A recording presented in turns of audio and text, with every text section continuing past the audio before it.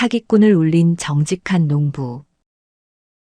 아주 먼 옛날 첩첩산중 깊은 골짜기에 사시사철 맑은 물이 흐르고 봄이면 진달래가 온 산을 붉게 물들이는 아름다운 마을이 하나 있었습니다.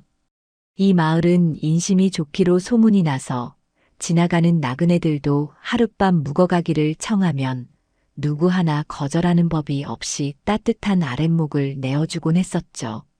그 마을 끄트머리 산비탈 바로 아래에는 다 쓰러져가는 초가집 한 채가 외롭게 서 있었습니다.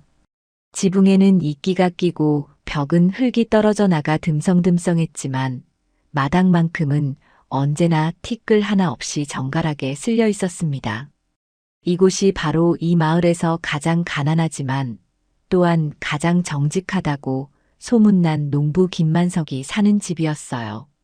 김만석은 부모님이 물려주신 재산이라곤 자갈이 반인 척박한 밭대기 하나와 낡은 호미 한 자루가 전부였습니다. 하지만 그는 남을 부러워하거나 자신의 처지를 비관하는 법이 없었지요. 해가 뜨기도 전에 일어나 밭으로 나가고 달이 중천에 떠서야 호미를 씻고 들어오는 그의 하루는 마치 시계바늘처럼 정확했습니다. 마을 사람들은 그런 김만석을 보며 혀를 차면서도 한편으로는 존경의 눈빛을 보냈어요. 저런 우직한 사람을 보았나. 콩 심은 데 콩 나고 팥 심은 데 팥 난다는 말을 저 사람만큼 철석같이 믿는 이도 없을 게야. 어느 해 가을이었습니다. 김만석이 추수를 마치고 집으로 돌아오는 길에 길가에 떨어진 엽전 꾸러미를 발견한 일이 있었어요. 묵직한 엽전 꾸러미는 좋게 쌀 한 가마니는 살 수 있을 만큼 큰 돈이었죠. 당장 오늘 저녁거리도 걱정해야 할 형편이었지만 김만석은 그 돈을 줍자마자 그 자리에 털썩 주저앉았죠. 그리고는 해가 뉘엿뉘엿 넘어가고 어둑어둑한 밤이 될 때까지 그 자리를 지켰습니다. 주인이 다시 찾으러 올 것이라 믿었기 때문입니다.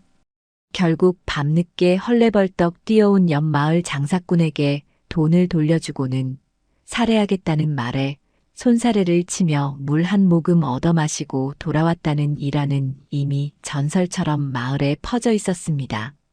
하지만 세상에는 빛이 있으면 그림자가 있는 법이지요.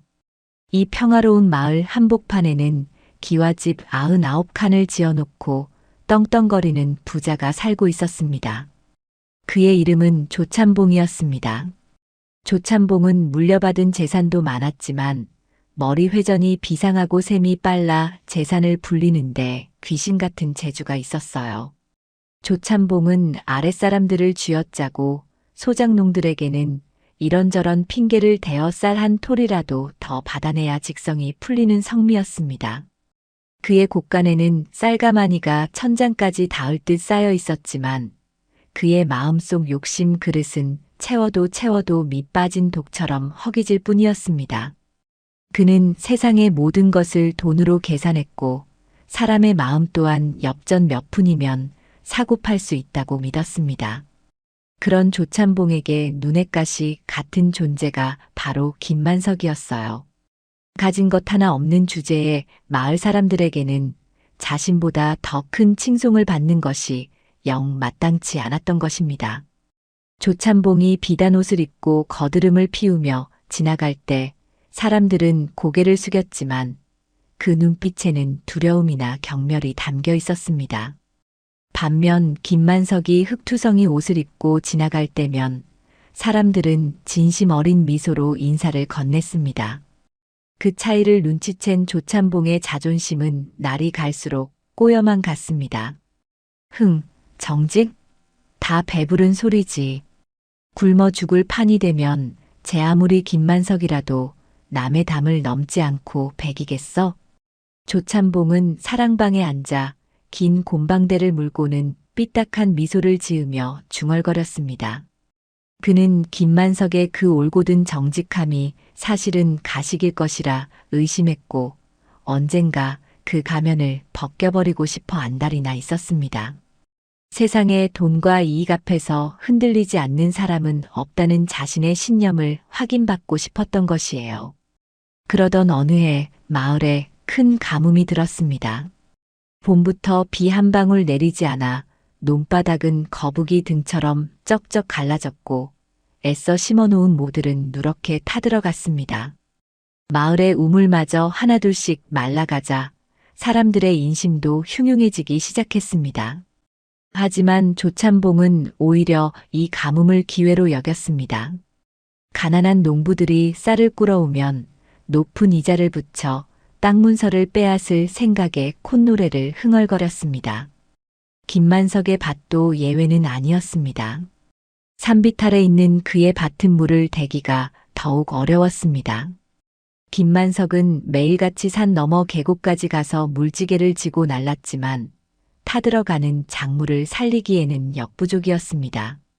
땀이 비 오듯 쏟아지고 어깨 가죽이 벗겨져 나갔지만 그는 하늘을 원망하는 대신 묵묵히 마른 흙을 적실 뿐이었습니다. 그 모습을 멀리서 지켜보던 조찬봉의 눈이 번뜩였습니다. 옳지, 기회가 왔구나. 저놈의 콧대를 꺾어놓을 절호의 기회야. 조찬봉은 하인을 시켜 김만석을 자신의 기와집으로 불렀습니다. 김만석은 영문도 모른 채 흙 묻은 바지를 털며 조찬봉의 대문 안으로 들어섰습니다. 으리으리한 기와집 마당에는 살이 통통하게 찐 닭들이 뛰어놀고 있었고 곳간에서는 고소한 쌀 냄새가 풍겨왔습니다. 사랑방 문을 열고 들어서자 조찬봉이 비스듬히 누워있다가 짐짓 반가운 척 몸을 일으켰습니다. 아이고, 이게 누구신가? 우리 마을의 보물, 김만석이가 아닌가. 어서 오게, 어서 와. 김만석은 조찬봉의 과도한 친절이 어색하여 머뭇거리며 고개를 숙였습니다. 나으리, 부르셨습니까? 그래, 불렀지. 내 자네가 요즘 가뭄 때문에 고생이 많다는 소문을 들었네. 그 산비탈 밭에 물을 길어 나르느라 뼈가 빠진다지. 네, 하늘이 무심하여 비를 내려주시지 않으니 사람의 힘으로라도 해봐야지요. 조찬봉은 혀를 차며 안타까운 표정을 지어 보였습니다. 쯧쯧, 사람 힘으로 어찌 하늘을 이기겠나. 내 자네의 그 성실함에 늘 감동하고 있었네. 그래서 말인데 내가 자네를 좀 도와주고 싶구먼. 김만석은 귀를 의심했습니다. 평소 바늘로 찔러도 피 한 방울 안 나올 것 같던 조찬봉이 도움을 주겠다니 믿기지 않았습니다. 도와주시다니요? 당치 않습니다. 저는 갚을 능력도 없습니다. 아니야. 거창한 것이 아닐세. 내 뒷마당에 놀고 있는 황소 한 마리가 있어. 힘이 장사고 일도 잘하는 놈인데 우리 집 머슴들은 다루기가 힘들다고 꾀를 부리네 그려. 자네처럼 부지런한 사람이 그 소를 데려다가 밭도 갈고 물도 나르면 훨씬 수월하지 않겠나 싶어 빌려주려는 것일세. 김만석의 눈이 커졌습니다. 소 한 마리만 있다면 물지개로 100번 나를 물을 한 번에 실어 나를 수 있고 딱딱하게 굳은 땅도 깊게 갈아엎을 수 있었습니다. 그것은 가뭄 속에서 생명줄과도 같은 제안이었습니다. 나으리, 정말 그 귀한 소를 제게 빌려주신단 말씀입니까? 하지만 저는 소를 빌리는 삭을 들일 형편이 못 됩니다. 조찬봉은 손사래를 치며 너털 웃음을 터뜨렸습니다. 허허, 누가 삭을 달라고 했나? 그냥 놀리는 소가 아까워서 그러네. 대신 조건이 하나 있네. 가을에 추수가 끝나면 자네 밭에서 난 곡식 중 딱 한 섬만 내게 가져오게. 나머지는 다 자네가 갖고 말이야. 어떤가? 거저나 다름없지 않은가? 그것은 실로 파격적인 제안이었습니다. 아무리 흉년이라도 소를 이용해 농사를 지으면 한 섬 정도는 충분히 마련할 수 있을 것 같았습니다. 김만석은 잠시 망설였지만 타들어가는 밭의 작물들을 생각하니 거절할 수가 없었습니다. 나으리, 정말 감사합니다. 이 은혜는 죽어서도 잊지 않겠습니다. 제 목숨처럼 소를 아끼고 보살펴서 농사를 잘 짓고 가을에 꼭 약속을 지키겠습니다. 김만석은 조찬봉에게 큰 절을 올렸습니다. 조찬봉은 입가에 묘한 미소를 띠며 고개를 끄덕였습니다. 그래야지. 자네는 정직한 사람이니 내 믿고 맡기네. 하범아, 가서 외양간 구석에 있는 누렁이를 끌어오너라. 잠시 후 하인이 끌고 온 소는 덩치가 산만하고 뿔이 우람한 황소였습니다. 털에 윤기가 흐르고 눈망울이 큰 것이 한눈에 봐도 훌륭한 소였습니다. 김만석은 소의 목덜미를 쓰다듬으며 감격에 겨워했습니다. 하지만 김만석은 알지 못했습니다. 조찬봉이 뒤돌아서서 짓고 있는 그 싸늘한 비웃음을 말입니다. 그리고 그 소가 겉보기에는 멀쩡해 보이지만 사실은 며칠 전부터 여물을 전혀 먹지 않고 시름시름 앓다가 조찬봉이 억지로 독한 약초를 먹여 잠시 기운을 차리게 한 병 든 소라는 사실을 꿈에도 몰랐습니다. 조찬봉의 속셈은 이러했습니다. 며칠 안 가서 소가 죽으면 김만석에게 소값을 물어내라고 호통을 칠 작정이었습니다. 가난한 김만석이 비싼 소값을 감당할 리 없으니 결국은 그가 가진 유일한 재산인 집과 밭을 내놓게 만들고 온 마을 사람들에게 김만석이 남의 소를 빌려다가 죽여먹고 오리발을 내민다고 소문을 낼 계획이었던 것입니다. 잘 가시게, 김만석. 부디 농사 잘 지어보게나. 조찬봉의 배웅을 받으며 김만석은 소를 끌고 집으로 향했습니다. 고삐를 잡은 손에 힘이 들어갔고 발걸음은 구름 위를 걷는 듯 가벼웠습니다. 마을 어귀를 돌아서는 김만석의 등 뒤로 붉은 노을이 길게 드리워졌습니다. 그 노을빛이 마치 김만석의 앞날에 닥쳐올 시련을 예고하듯 붉고도 서글퍼 보였습니다. 집에 도착한 김만석은 밭일은 뒤로 하고 우선 소를 위해 외양간부터 손보았습니다.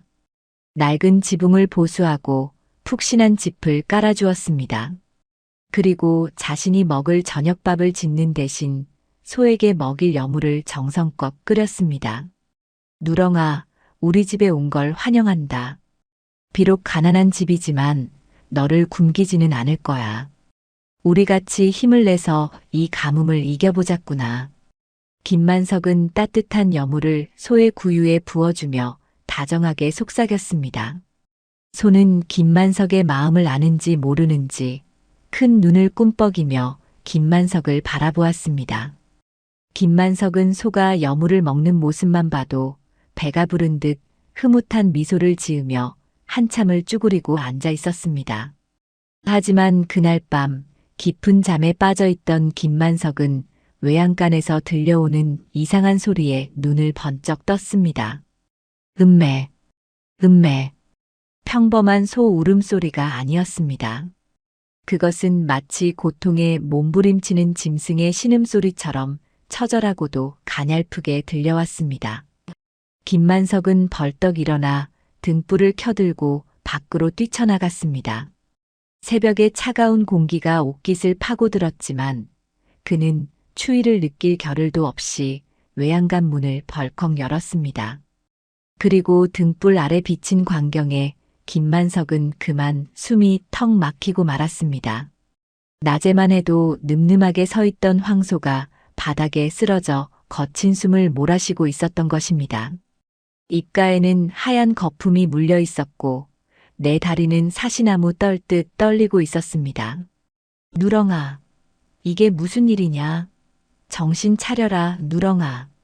김만석은 황급히 소의 머리를 끌어안았습니다. 소의 몸은 불덩이처럼 뜨거웠습니다. 김만석의 다급한 외침이 고요한 새벽 산골짜기에 메아리 쳤습니다. 정직하게 살아온 농부에게 닥친 이 뜻밖의 시련은 과연 우연이었을까요? 아니면 누군가의 잔인한 덫이었을까요? 어둠 속에서 김만석의 등불만이 위태롭게 흔들리고 있었습니다. 이것이 바로 긴긴 싸움의 시작이었습니다. 새벽녘의 차가운 공기가 산등성이를 타고 내려와 초가집 마당을 휘감았습니다. 외양간의 낡은 문틈으로 새어나오는 희미한 등불 아래 김만석의 그림자는 마치 춤을 추듯 일렁거렸습니다. 하지만 그 춤은 흥겨움이 아닌 절박함의 몸부림이었습니다. 김만석은 땀으로 흠뻑 젖은 무명옷을 입은 채 거친 숨을 몰아쉬며 쓰러진 누렁이의 곁을 지키고 있었습니다. 누렁이는 연신 괴로운 신음소리를 내며 입가에 허연 거품을 물었습니다. 그 크고 맑았던 눈망울은 초점을 잃은 채 허공을 응시하고 있었고 산처럼 든든하던 배는 풍선처럼 부풀어 올라 가쁜 숨을 내쉴 때마다 힘겹게 들썩였습니다. 김만석은 솥단지에 물을 끓여 따뜻한 수건을 만들어 쉴 새 없이 소의 배를 문질러 주었습니다. 누렁아, 제발 정신 좀 차려라. 내가 너를 너무 고생시켰나 보다.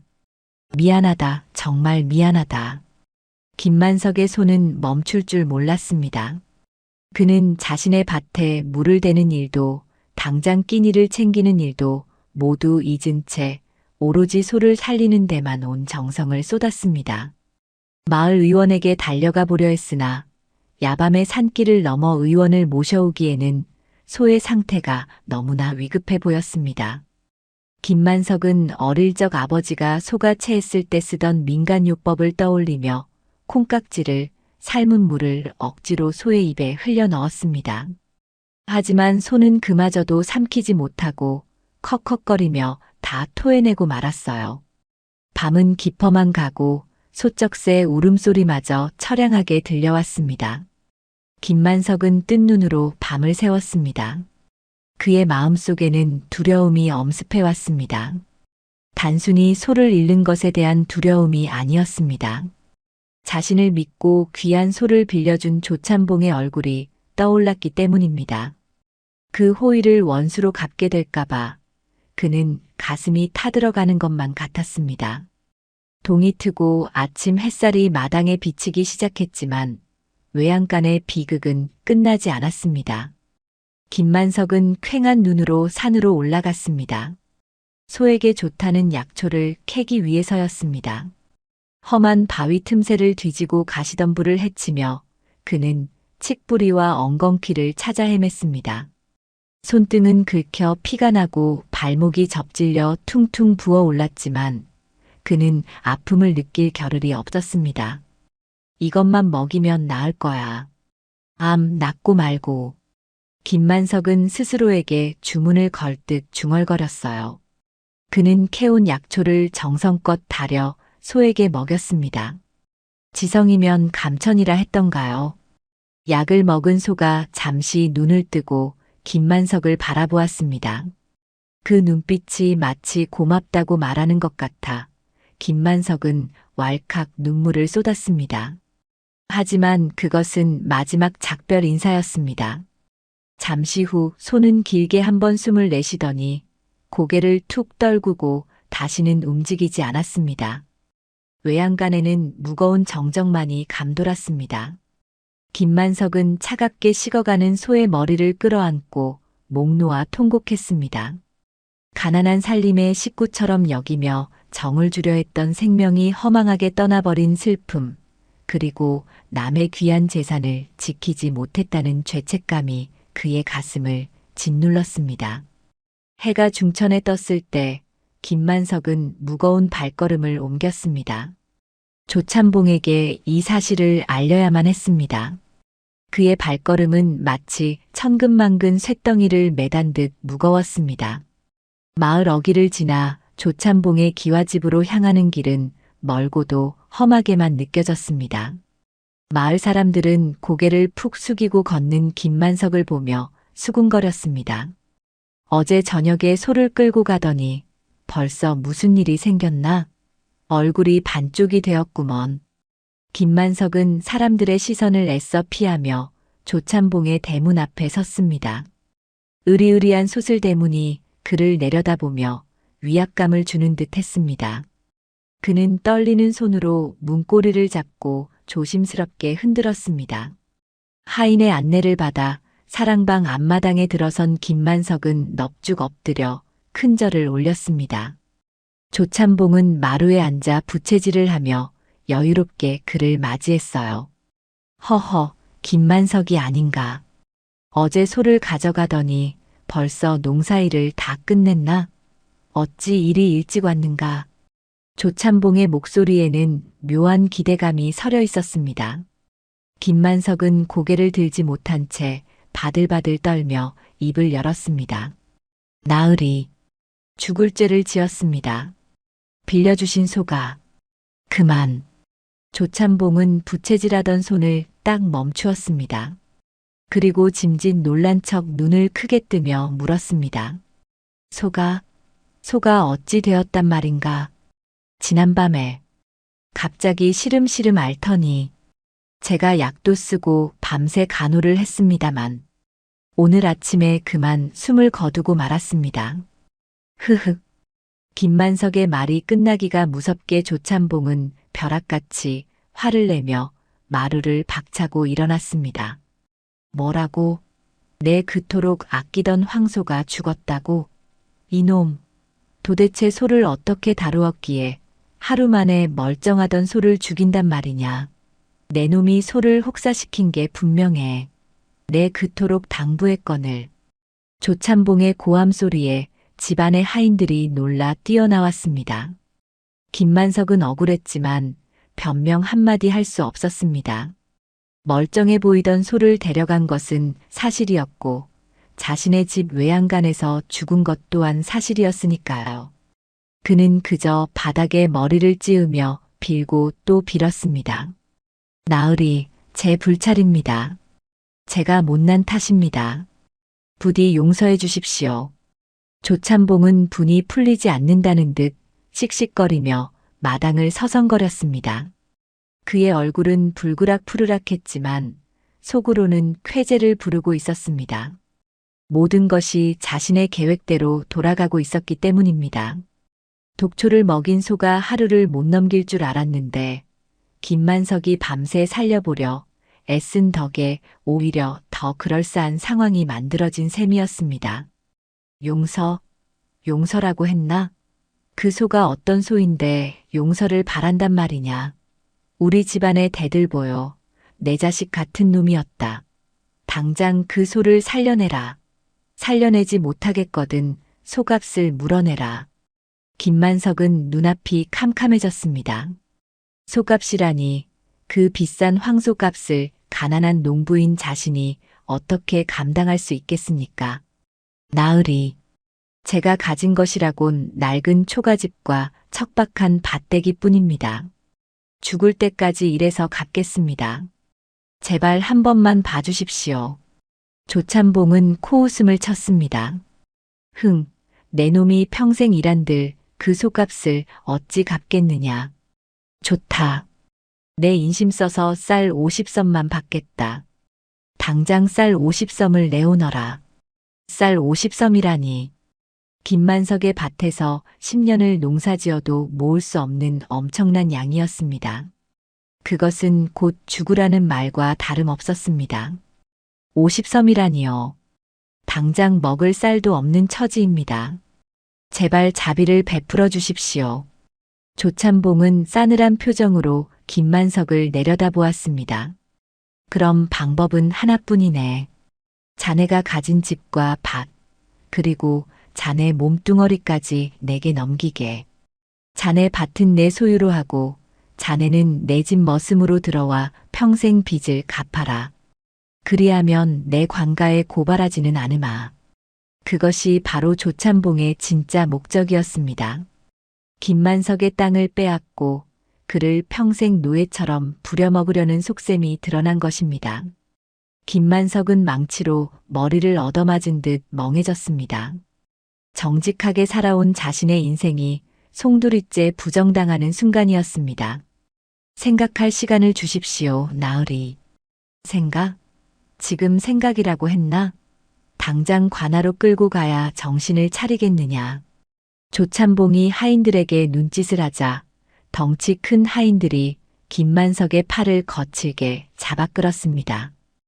김만석은 질질 끌려가면서도 조참봉을 향해 애원했습니다. 하지만 조참봉은 냉정하게 등을 돌려 방으로 들어가 버렸습니다. 사흘이다. 사흘 안에 솥값을 가져오든지 아니면 내 놈의 전 재산 문서를 가져오너라. 만약 도망이라도 친다면 그땐 정말 관아에 넘겨 곤장을 맞게 할 테다. 대문 밖으로 내동댕이 쳐진 김만석은 흙투성이가 된 채 한참을 일어날 수 없었습니다. 지나가던 마을 사람들이 그를 보고 혀를 찼지만 누구 하나 선뜻 다가와 일으켜주는 이는 없었습니다. 조참봉의 서슬 퍼런 권세가 두려웠기 때문입니다. 김만석은 비틀거리는 몸을 일으켜 집으로 돌아왔습니다. 텅 빈 외양간에는 죽은 소만이 싸늘하게 누워 있었습니다. 그는 소의 곁에 주저앉아 하염없이 눈물을 흘렸습니다. 하늘을 우러러 한 점 부끄럼 없이 살아왔건만 세상은 어찌하여 이토록 가혹한 시련을 주는 것일까요? 밤이 깊도록 김만석은 꼼짝도 하지 않았습니다. 그의 눈물은 말라버렸고 가슴 속에는 시커먼 숫덩이만이 남았습니다. 바람이 불 때마다 초가지붕의 지푸라기가 힘없이 날렸고 김만석의 깊은 한숨 소리는 어둠 속으로 흩어졌습니다. 그때였습니다. 김만석의 흐린 눈에 무언가가 들어왔습니다. 죽은 소의 입가에 묻어있던 거품 사이로 아주 작은 그러나 분명히 빛나는 무언가가 보였습니다. 그것은 평소 소들이 먹는 여물 찌꺼기가 아니었습니다. 김만석은 떨리는 손으로 그것을 집어들고 등불 가까이 비춰보았습니다. 그것은 바로 산에서 자라는 독초의 일종인 천남성의 잎사귀 조각이었습니다. 소가 산에서 풀을 뜯다 잘못 먹은 것일까요? 아니면 누군가가 고의로 먹인 것일까요? 김만석의 머릿속에 번개처럼 스치는 생각이 있었습니다. 어제 조참봉이 소를 내어주며 짓던 그 묘한 미소, 그리고 소가 오자마자 시름시름 앓았던 기억들이 주마등처럼 스쳐 지나갔습니다. 순박하기만 했던 김만석의 눈빛이 달라지기 시작했습니다. 그저 당하고만 있을 수는 없다는, 진실을 밝혀내야 한다는 뜨거운 불꽃이 그의 눈동자 깊은 곳에서 타오르기 시작했습니다. 하지만 상대는 고을 최고의 부자이자 권력자인 조참봉이었습니다. 과연 가진 것 없는 농부가 그 거대한 바위를 깨트릴 수 있을까요? 김만석은 주먹을 꽉 쥐었습니다. 그의 손톱이 손바닥을 파고들어 피가 배어 나왔지만 그는 아픔조차 느끼지 못했습니다. 밤하늘의 달은 구름 뒤로 숨어버렸고 세상은 칠흑 같은 어둠에 잠겨 있었습니다. 그러나 만석의 가슴 속에서는 이제 막 새로운 싸움의 서막이 오르고 있었습니다. 칠흑 같던 어둠이 서서히 걷히고 동쪽 하늘이 붉게 물들기 시작했습니다. 새벽 안개가 자욱하게 내려앉은 초가집 마당에는 싸늘한 정적만이 감돌았습니다. 김만석은 밤새 한숨도 자지 못한 채 죽은 소의 입에서 찾아낸 손톱만한 잎사귀 조각을 들여다보고 또 들여다보았습니다. 그것은 분명 산속 깊은 곳 음지에서나 자란다는 독초, 천남성의 잎이었고 그런 독초를 소가 산에서 풀을 뜯다가 우연히 먹었을 리는 만무했습니다. 지난 며칠간 이 소는 조참봉의 외양간에 묶여 있었고 우리 집에 온 뒤로는 자신이 직접 끓인 여물만 먹었기 때문입니다. 김만석의 손이 부들부들 떨렸습니다. 슬픔은 어느새 뜨거운 분노로 바뀌어 가슴 밑바닥에서부터 치밀어 올랐습니다. 조참봉, 사람이 어찌 이럴 수가 있단 말인가. 말 못하는 짐승에게 독을 먹여 나를 올가매려 하다니. 김만석은 당장이라도 잎사귀를 들고 관아로 달려가고 싶었습니다.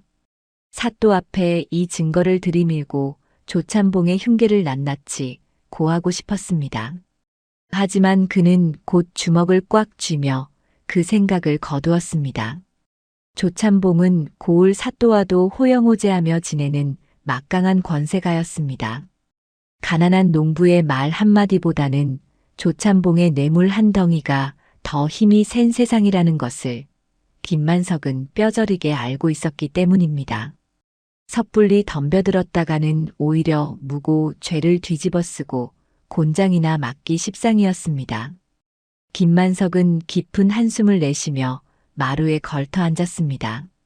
마당에 덩그러니 놓인 죽은 소를 보자 다시금 눈시울이 붉어졌습니다. 비록 하루 만에 떠났지만 가뭄에 타들어가는 자신의 밭을 구해주려 왔던 고마운 생명이었습니다. 김만석은 마음을 다잡았습니다. 억울하다고 주저앉아 울고 있을 수만은 없었습니다. 사흘 뒤면 조참봉이 들이닥쳐 집과 밭을 빼앗아 갈 것이 불을 보듯 뻔했으니까요. 호랑이 굴에 들어가도 정신만 차리면 산다고 했다. 내 비록 힘은 없으나 이대로 당하고만 있지는 않겠다. 김만석은 무겁게 가라앉은 눈빛으로 자리에서 일어났습니다. 그리고는 헛간으로 들어가 녹슨 낫과 숫돌을 꺼내왔습니다. 쓱싹 쓱싹 고요한 아침 공기를 가르며 낫을 가는 소리가 울려 퍼졌습니다. 그 소리는 마치 김만석이 마음속에 칼을 가는 소리처럼 서늘하고도 비장하게 들렸습니다. 날이 밝자 김만석은 죽은 소를 수습하기 시작했습니다. 그는 소의 가죽을 벗기고 고기를 발라내는 대신 소를 마당 한가운데에 반듯하게 눕혀놓고 정성껏 염을 하듯 닦아주었습니다. 그리고는 부엌으로 들어가 커다란 솥에 물을 끓이기 시작했습니다.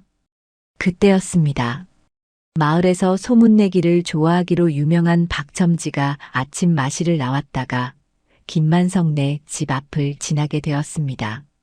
담장 너머로 김만석이 죽은 소 옆에서 무언가를 끓이고 씻고 분주하게 움직이는 모습이 보였습니다. 박첨지는 호기심이 발동하여 슬그머니 살인문을 밀고 들어왔습니다. 아이고 김서방. 이게 웬 날벼락인가. 조참봉 댁에서 빌려온 소가 죽었다는 게 사실이었구만. 쯧쯧 이걸 어째. 박첨지는 짐짓 위로하는 척하며 마당을 기웃거렸습니다. 그의 눈은 김만석의 표정을 살피느라 바쁘게 움직였습니다. 보통 사람 같으면 땅을 치고 통곡을 하거나 넋이 나가 있어야 할 터인데 김만석의 얼굴은 의외로 담담하다 못해 묘한 생기가 돌고 있었기 때문입니다. 김만석은 박첨지가 들어온 것을 보고도 놀라는 기색 없이 하던 일을 계속했습니다. 그는 소의 내장을 꺼내어 대야에 담고는 아주 조심스럽게 씻고 있었습니다. 그 손길이 어찌나 조심스럽고 귀하게 다루는지 마치 금덩이라도 만지는 듯 했습니다. 아니, 김서방. 지금 뭘 그리 열심히 씻고 있는 건가? 소가 죽어서 경황이 없을 텐데 그깟 내장이 무슨 대수라고. 박첨지가 가까이 다가와 물었습니다. 김만석은 그제야 고개를 들고 박첨지를 바라보았습니다. 그리고는 주위를 한번 쓱 둘러보더니 검지를 입술에 가져다 대며 목소리를 낮추었습니다. 쉿, 박첨지님. 너무 크게 말씀하지 마십시오. 누가 들으면 큰일 납니다. 김만석의 은밀한 태도에 박첨지의 귀가 번쩍 뜨였습니다. 아니, 왜? 무슨 일이라도 있는 건가? 김만석은 씻고 있던 내장 뭉치를 슬쩍 보여주며 속삭였습니다. 사실은 이 소가 보통 소가 아니었던 모양입니다. 제가 소를 묻어주려고 배를 갈랐는데 위장 속에 이런 게 들어있지 뭡니까? 김만석이 보여준 것은 주먹만 한 크기의 둥그스름한 돌덩이였습니다. 겉은 거무튀튀했지만 물에 젖어 반들반들하게 윤기가 흐르고 있었습니다. 사실 그것은 김만석이 냇가에서 주워온 평범한 돌멩이에 불과했습니다. 하지만 김만석은 그 돌을 세상에서 가장 귀한 보물인 양 두 손으로 받쳐들고 있었습니다. 박첨지는 눈을 동그랗게 뜨고 그 돌덩이를 들여다보았습니다. 이게 뭔가 그냥 돌덩이 아닌가. 에이, 박첨지님도 참. 이게 그냥 돌로 보이십니까? 제가 듣기로 소가 천년에 한 번 뱃속에 영롱한 구슬을 품는데 그걸 우왕 중에서도 으뜸 가는 천년 우왕이라고 한답니다. 죽은 사람도 살려내고 늙은이도 청춘으로 되돌려 놓는다는 그 전설의 명약 말입니다. 뭐, 천년 우왕. 박첨지의 입이 떡 벌어졌습니다. 김만석은 한술 더 떠서 돌을 깨끗한 비단 보자기에 싸며 너스레를 떨었습니다. 제가 이 소를 빌려올 때 조참복 나으리께서 이 소는 겉보기엔 말라도 속은 꽉 찬 놈이다라고 하셨거든요. 그 말씀이 바로 이걸 두고 하신 말씀이었나 봅니다. 이 귀한 게 들어있어서 소가 시름시름 앓다가 죽은 게지요. 이걸 장터 약재상에 가져가면 기와집 열채는 좋게 받을 수 있을 겁니다. 조참복 나으리께 속값 50섬을 갚고도 제가 평생 놀고 먹을 돈이 생기는 셈이지요.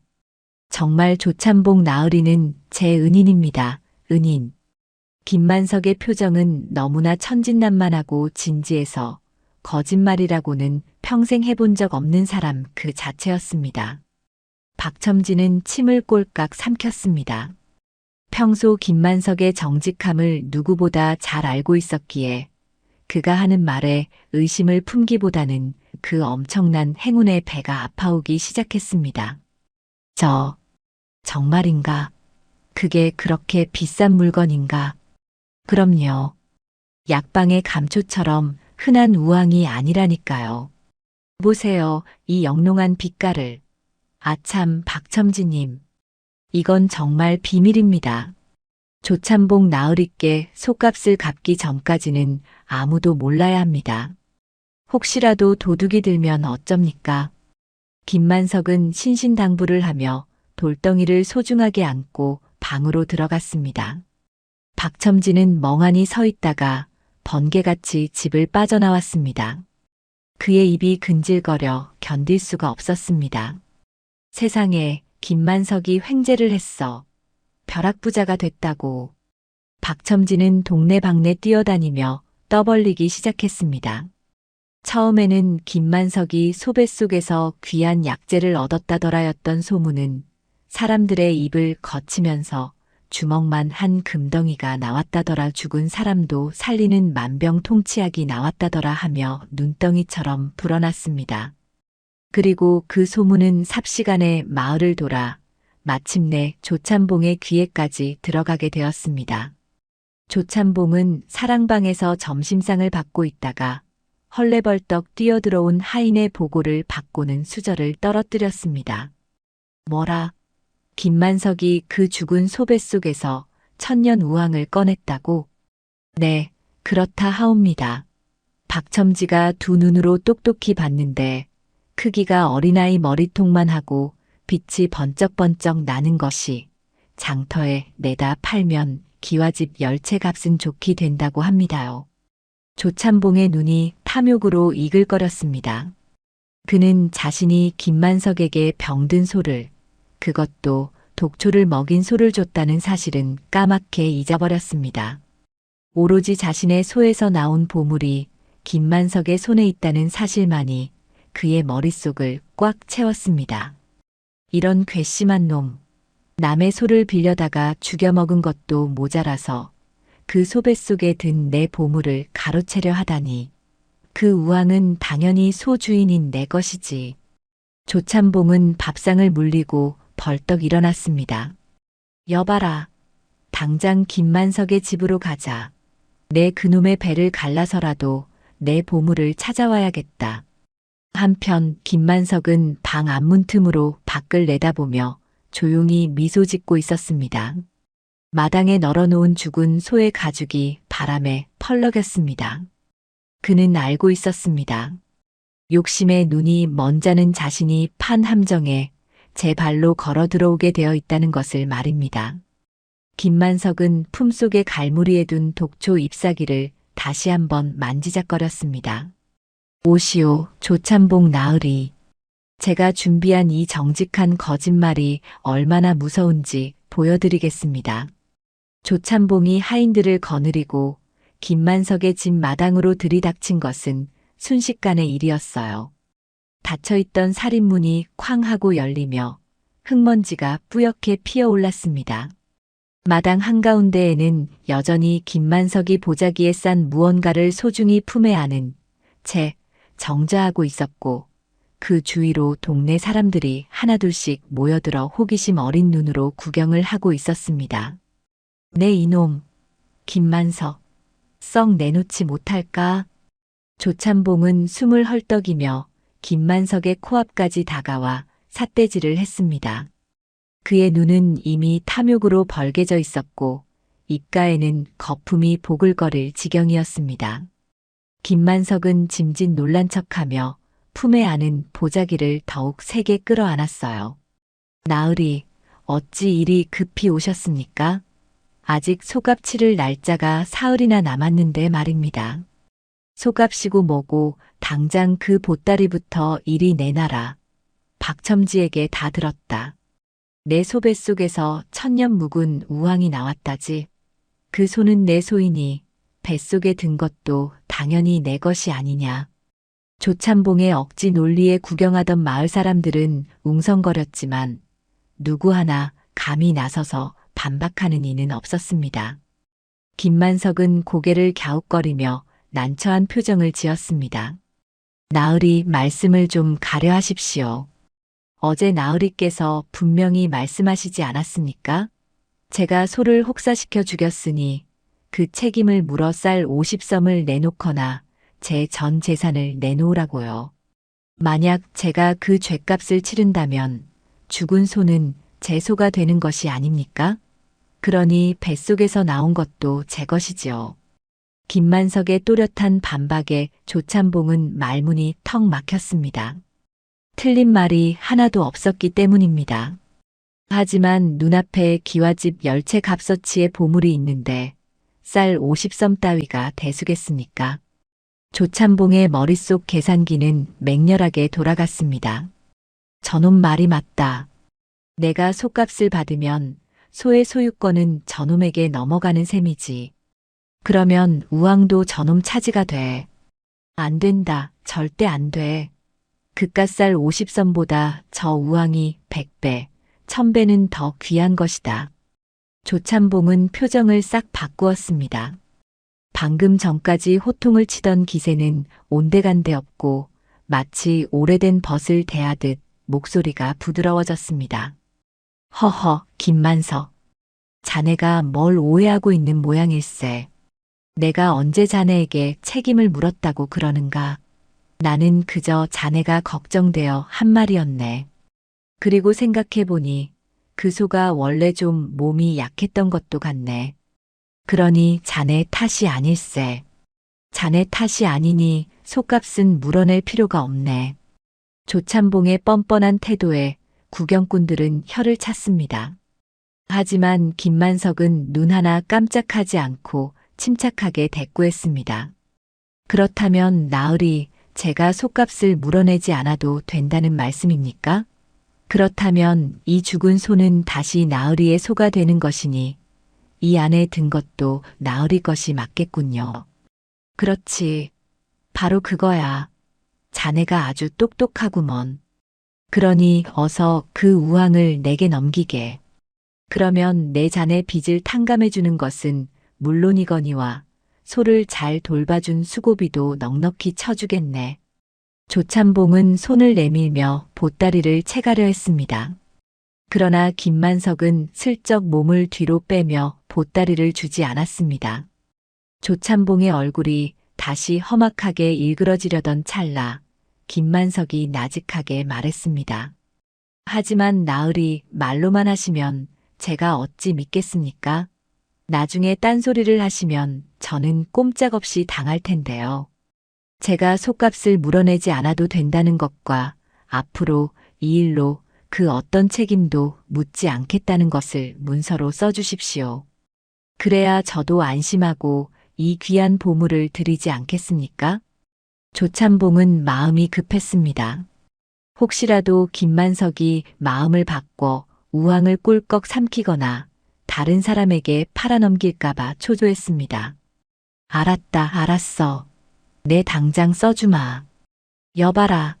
지필묵을 가져오너라. 하인이 급히 먹을 갈고 종이를 대령했습니다. 조참봉은 마루 끝에 걸터 앉아 일필위지로 써내려갔습니다. 농부 김만석은 빌려간 소에 대해 아무런 책임이 없으며 소값 변상은 물론이거니와 그 어떤 책임도 묻지 않겠다. 이로써 모든 채무 관계는 깨끗이 정리되었다. 조참봉은 자신의 도장까지 꽝 찍어서 김만석에게 내밀었습니다. 자, 됐느냐? 이제 어서 그 보물을 다오. 김만석은 문서를 받아 꼼꼼히 읽어보았습니다.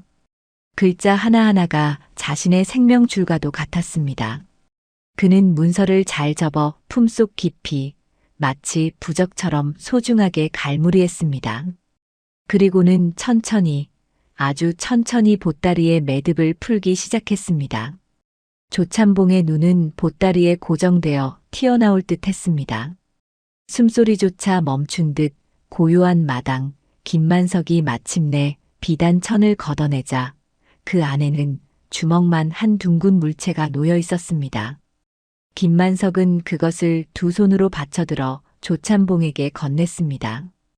여기 있습니다. 나으리께서 그토록 원하시던 천년우왕입니다. 조참봉은 떨리는 손으로 그것을 받아들었습니다. 묵직한 무게감, 거무튀튀하면서도 반들반들한 표면. 그는 환희에 찬 비명을 지를 뻔했습니다. 주위를 둘러보니 마을 사람들의 눈이 온통 자신의 손에 쏠려 있었습니다. 조참봉은 혹시라도 누군가 훔쳐볼까봐 급히 자신의 도포 자락으로 그것을 감쌌습니다. 오, 이것이로구나. 내 눈으로 직접 보게 될 줄이야. 김만석, 자네가 큰일을 했네. 아주 큰일을 했어. 조참봉은 입이 귀에 걸려서 어쩔 줄을 몰랐습니다. 그는 하인들에게 호통을 쳤습니다. 뭘 꾸물거리느냐. 어서 집으로 가자. 이 귀한 것을 찬바람 쐬게 해서야 되겠느냐. 조참봉은 뒤도 돌아보지 않고 대문 밖으로 뛰쳐나갔습니다. 하인들도 주인을 따라 우르르 몰려나갔습니다. 폭풍우가 휩쓸고 지나간 듯한 마당에는 다시 고요가 찾아왔습니다. 멍하니 서 있던 구경꾼 중 한 명이 조심스럽게 김만석에게 물었습니다. 아니, 김서방. 정말로 그게 기와집 10채값이나 되는 보물인가? 그걸 그냥 줘버리면 어떡해? 김만석은 품속의 문서를 다시 한번 만져보며 씁쓸하면서도 후련한 미소를 지었습니다. 글쎄요. 욕심이 가득한 사람 눈에는 천하의 보물로 보일 것이고 욕심이 없는 사람 눈에는 그저 냇가에 굴러다니는 돌멩이로 보이겠지요. 응? 그게 무슨 소리야? 사람들은 김만석의 말을 이해하지 못해 고개를 갸웃거렸습니다. 김만석은 대답 대신 마당 한 구석에 놓인 낫을 집어들었습니다. 이제 정말로 농사를 지으러 가야 할 시간이었습니다. 한편 집으로 돌아온 조참봉은 안방 문을 걸어 잠그고 이불을 뒤집어 썼습니다. 그리고는 떨리는 마음으로 도포 자락을 풀어 헤쳤습니다. 어두운 방 안 작은 등불 아래 드러난 물체는 여전히 묵직하고 차가웠습니다. 흐흐흐. 이제 나는 조선 팔도 제일 가는 부자가 되는 거야. 어디 한번 자세히 볼까? 그는 천년우왕을 요리조리 살펴보았습니다. 그런데 보면 볼수록 이상했습니다. 전설에 따르면 우왕에서는 은은한 향기가 나고 신비로운 빛이 뿜어져 나와야 한다는데 이것은 아무런 냄새도 나지 않았습니다. 게다가 표면에 묻은 흙을 털어내자 어디서 많이 본 듯한 거친 질감이 드러나기 시작했습니다. 이게 왜 이러지? 조참봉의 등줄기에 식은땀이 흐르기 시작했습니다. 그는 급히 물수건을 가져와 박박 문질러 닦았습니다. 검은 때가 벗겨지자 드러난 것은 영롱한 황금색이 아니었습니다. 그것은 마을 앞 개울가에서 흔히 볼 수 있는 이끼 낀 회색 자갈돌이었습니다. 돌. 조참봉의 손에서 자갈돌이 툭 하고 떨어져 바닥을 굴렀습니다. 대구르르 굴러가는 소리가 텅 빈 방 안을 울렸습니다. 그는 자신의 눈을 의심하며 다시 돌을 집어들고 깨물어 보았습니다. 딱 하는 소리와 함께 이가 부러질 듯한 통증이 밀려왔습니다. 아, 이게 뭐야? 돌이잖아. 그냥 돌멩이잖아. 조참봉의 비명소리가 기와집 담장을 넘어온 마을에 울려 퍼졌습니다. 그 시각 김만석은 자신의 밭에서 묵묵히 호미질을 하고 있었습니다. 흙냄새가 향기롭게 코끝을 스쳤습니다. 욕심은 눈을 멀게 하고 정직은 길을 만든다. 김만석은 땀을 닦으며 하늘을 올려다보았습니다. 비록 손은 잃었지만 그는 자유를 얻었습니다. 그리고 사기꾼에게 가장 뼈아픈 교훈을 남겨주었습니다. 아이고 분해라. 아이고 억울해라. 내 이놈을 당장 요절을 내고 말 테다. 조참봉의 기와집 담장을 넘어 들려오는 비명소리는 마치 도살장에 끌려가는 돼지의 멱다는 소리처럼 처절했습니다. 방바닥을 뒹구는 돌멩이는 조참봉의 탐욕을 비웃듯 차갑게 식어 있었고 그의 손은 부들부들 떨리고 있었습니다. 조참봉은 분을 이기지 못해 돌멩이를 집어 던지려다 혹시나 하는 마음에 다시 한번 이로 깨물어 보았습니다. 하지만 돌아오는 것은 턱이 얼얼한 통증과 딱하는 둔탁한 소리뿐이었습니다. 그것은 명백한 강돌이었습니다. 냇가에서 수만 번 구르고 굴러 맨질맨질해진 그 어디에나 널려있는 흔하디흔한 돌멩이 말입니다. 조참봉의 얼굴은 붉어졌다가 푸르러졌다가 이내 하얗게 질려버렸습니다. 그는 머리통을 쥐어뜯으며 마루를 방방 뛰었습니다. 내가 속았다. 천하의 조참봉이 저 무식한 농사꾼 놈에게 속아 넘어가다니. 내 쌀 50섬. 내 속아. 그제야 조참봉의 머릿속에 김만석에게 써준 각서가 떠올랐습니다. 소에 대한 어떤 책임도 묻지 않겠다고 제 손으로 도장까지 꽝 찍어준 그 종이 조각이 이제는 자신의 목을 조르는 올가미가 되어버린 것입니다. 조참봉은 신발도 짝짝이로 꿰어 신고 대문 밖으로 뛰쳐나갔습니다. 여봐라. 당장 관하로 가자. 내 이놈을 고발해서 곤장을 치고 내 재산을 다 찾아올 것이다. 조참봉은 하인들을 앞세워 관하로 달려갔습니다. 마을 사람들은 헐레벌떡 뛰어가는 조참봉의 우스꽝스러운 모습을 보며 무슨 일이 났나 싶어 하나둘 뒤를 따랐습니다. 소문은 발이 달린 듯 퍼져나가 어느새 관아 마당은 구경 나온 사람들로 인산인해를 이루었습니다. 관아의 동원 마루에는 사또가 근엄한 표정으로 앉아 있었습니다. 조참봉은 사또 앞에 엎드려 대성통곡을 했습니다. 사또 나으리, 억울합니다. 저 간악한 김만석이란 놈이 저를 속여 금쪽 같은 솥값을 떼어먹고 가짜 돌멩이를 천년우왕이라 속여 팔아먹었습니다. 부디 저놈을 엄벌에 처해 주시고 제 문서를 무효로 해 주십시오. 사또는 곰방대를 입에 문 채 조참봉을 내려다보았습니다. 평소 조참봉의 욕심과 횡포를 익히 알고 있던 사또였기에 그의 호들갑이 그리 달갑지만은 않았습니다. 그래, 천하의 조참봉이 사기를 당했다니 믿기지가 않는구나. 여봐라, 당장 농부 김만석을 잡아들여라. 포졸들이 김만석의 집으로 들이닥쳤을 때 김만석은 밭에서 김을 메고 있었습니다. 그는 포졸들이 들이닥칠 것을 예상이라도 한 듯 태연하게 호미를 내려놓고 옷 매무새를 단정히 한 뒤 그들을 따라 나섰습니다. 그의 품속에는 조참봉이 써준 각서와 하얀 천에 쌓인 또 다른 무언가가 들어 있었습니다. 관아에 도착한 김만석은 사또 앞에 무릎을 꿇었습니다. 옆에 있던 조참봉이 삿대질하며 고래고래 소리를 질렀습니다. 이놈, 내가 감히 나를 속여? 내 놈이 준 것은 우왕이 아니라 돌멩이였다. 당장 내 각서를 돌려내라. 김만석은 눈 하나 깜짝하지 않고 조참봉을 바라보았습니다. 그리고는 사또를 향해 차분하고 또렷한 목소리로 말했습니다. 사또 나으리, 저는 억울합니다. 저는 조참봉 나으리를 속인 적이 없습니다. 뭐라고? 내가 그 돌멩이를 천년우왕이라고 하지 않았느냐? 조참봉의 고함에 김만석은 고개를 저었습니다. 아닙니다. 저는 그저 죽은 소 뱃속에서 나온 것이라 신기하여 씻고 있었을 뿐입니다. 그런데 박첨지님이 오셔서 보시더니 대뜸 보물이라 하셨고 조참봉 나으리께서 달려오셔서는 내 소에서 나왔으니 내 것이다 하며 가져가신 것입니다.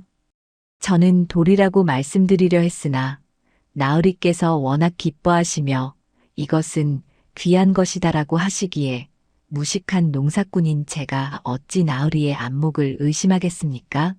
나으리께서 보물이라 하시니 보물인 줄 알았을 뿐입니다. 김만석의 말은 논리정연했습니다. 그는 결코 그 돌을 팔겠다고 한 적이 없었습니다. 조참봉이 욕심에 눈이 멀어 빼앗아 간 것이나 다름없었으니까요. 구경하던 사람들 사이에서 킥킥거리는 웃음소리가 새어나왔습니다. 사또의 입가에도 희미한 미소가 스쳤습니다. 허허, 듣고 보니 그렇구나. 조참봉, 자네가 욕심이 과하여 돌을 보물로 착각한 것이 아닌가. 조참봉은 얼굴이 불그락푸르락해져서 말을 더듬었습니다. 하오나 사또. 저놈이 저를 속이려고 작정한 것은 분명합니다.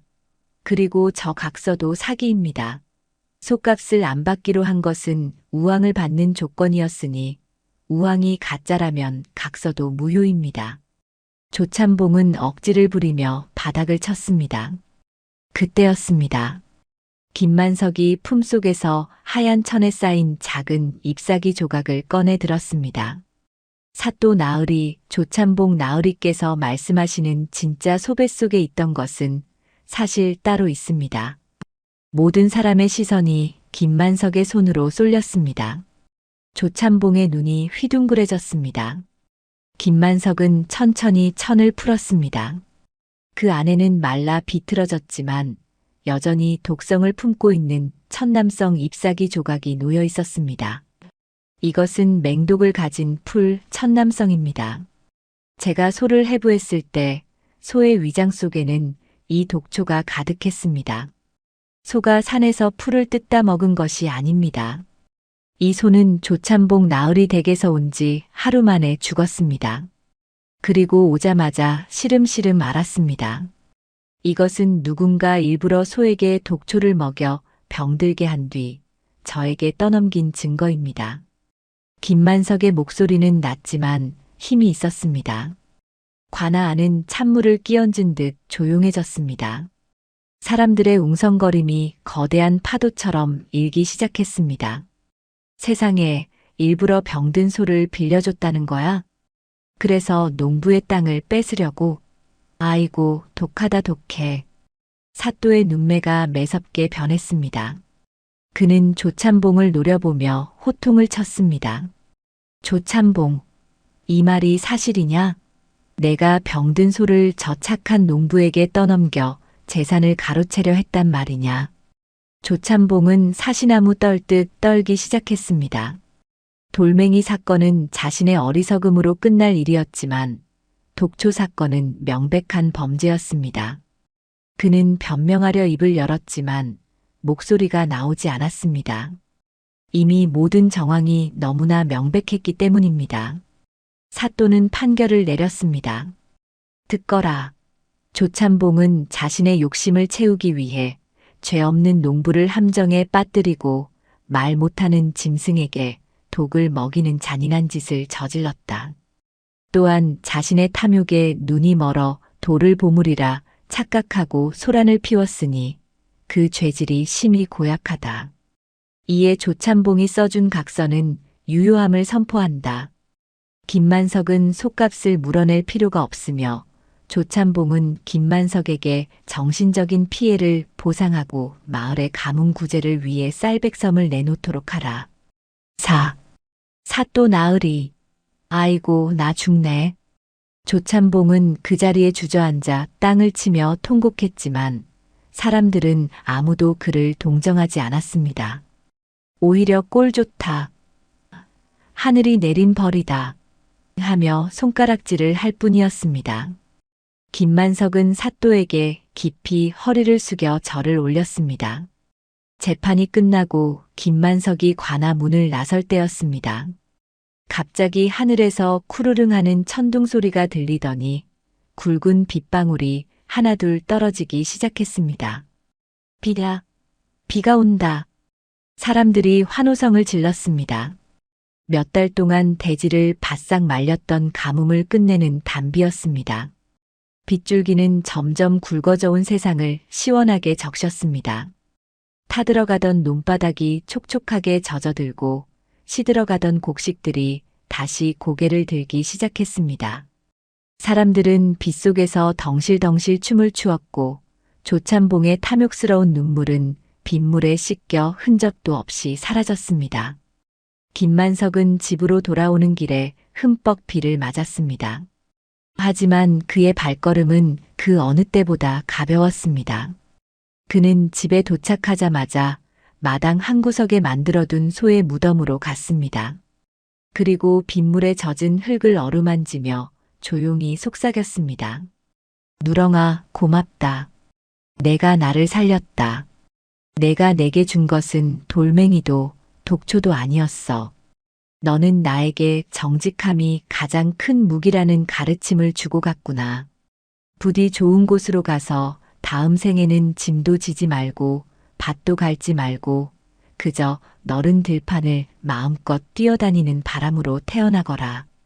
김만석의 눈에서 흐르는 것이 빗물인지 눈물인지 알 수 없었습니다. 그는 한참을 그렇게 소의 무덤가에 서 있었습니다.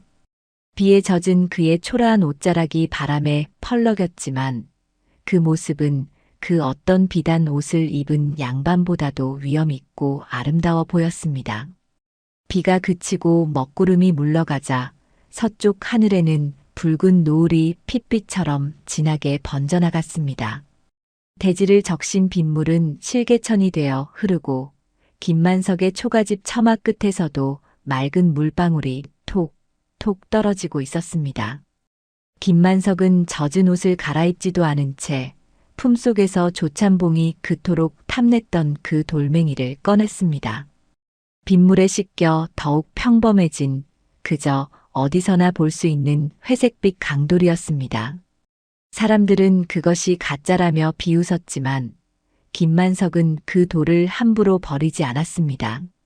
그는 돌을 두 손으로 소중히 받쳐들고 마당 한 구석 양지 바른 곳에 만들어둔 소의 무덤으로 다가갔습니다. 그리고는 무덤 앞 흙이 다져진 곳에 그 돌을 비석처럼 조용히 내려놓았습니다. 누렁아.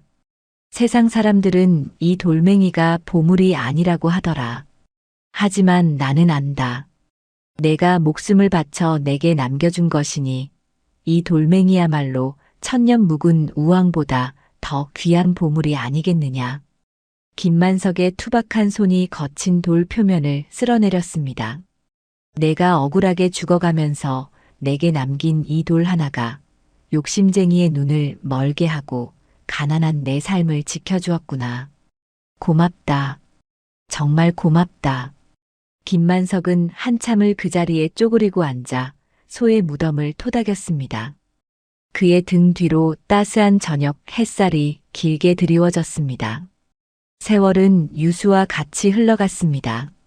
김만석의 정성 덕분인지 소의 무덤가에는 어느새 이름 모를 들꽃들이 피어나고 그 옆에는 작은 감나무 한 그루가 자라났습니다.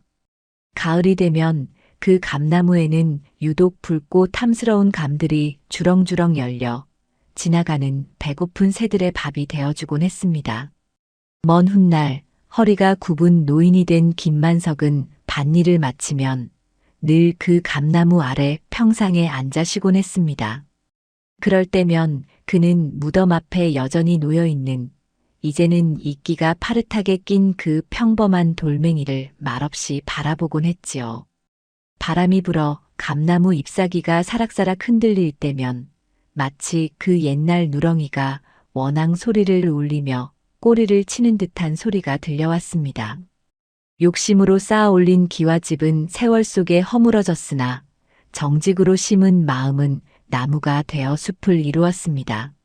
어스름한 달빛 아래 김만석의 집 마당에는 오늘도 묵묵히 그 자리를 지키는 돌멩이 하나가 세상 그 어떤 보석보다 영롱하게 빛나고 있었습니다. 눈에 보이는 화려함보다 보이지 않는 진심이 더 깊게 남는다는 것을 밤하늘의 별들은 알고 있다는 듯이 말입니다.